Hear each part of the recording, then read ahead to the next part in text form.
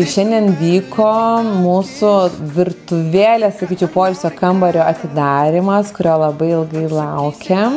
Mūsų senoji virtuvėlė buvo labai maža patalpa, mažai vietos, maži langai.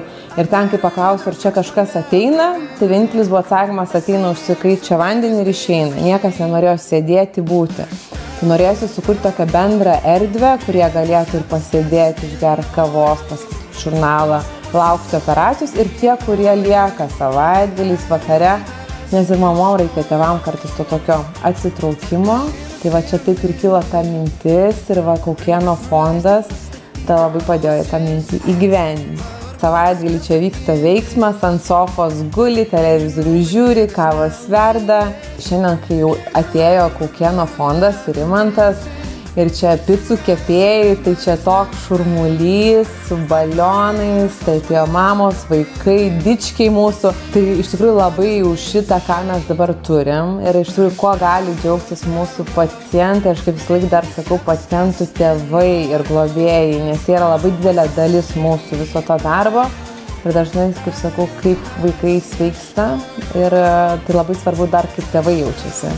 Tai šita erdvė ir buvo labai skirta tiek pacientam, tiek tėvam. Tai labai dėkojam tiem, kurie aukojo, prisidėjo būtent tam aukomui per koncertą per LRT už pergalę gyventi. Tai ačiū labai.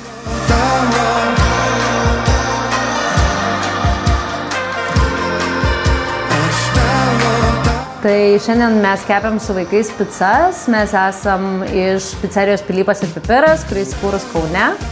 Esam netoli Kauno klinikų, ir kai sužinojome, kad tokia edukacija mus pakvietė, tai negalėjom neatsisakyti iškepti picų su vaikais. Gerai sekas, tikrai visi šaunuoliai, visi tikrai gerai stengiasi ir labai gerai gausi, tai bravo. Būnant tokiam kontekste, tu supranti, kad vaikai čia, jie nėra dėl to, kad jie nori. Yra tokia realybė ir norisi prisidėti ir praskaidrinti tą jų nuotaiką, nes tikrai čia dažnai būna ir slogios nuotaikos ligoninėje, tai labai norėjosi mums praskaidrinti jiems dieną. Ko palinkėtumėm tuščių ligoninių? Kad ir kaip tai skamba, bet geriau gydytojai su mažiau darbo negu čia daug pacientų. Kad visi būtų sveiki.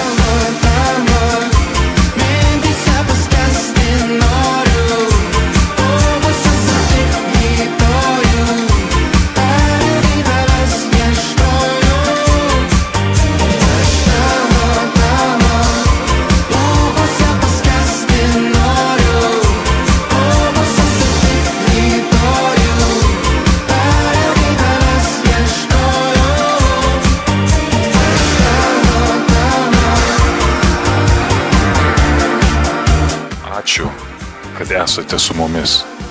Kartu tampame viena širdimi, kuri keičia pasaulį.